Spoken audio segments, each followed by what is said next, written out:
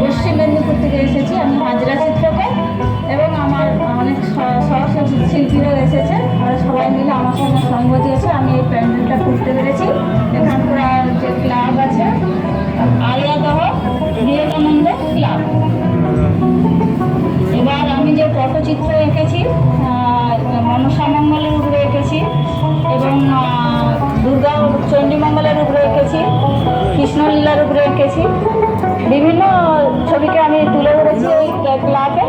আপনারা সবাই আসুন, 5 দিন পুজো প্যান্ডেলে আপনারা ঘুরে ঘুরে দেখুন, উপভোগ করুন এই প্যান্ডেল।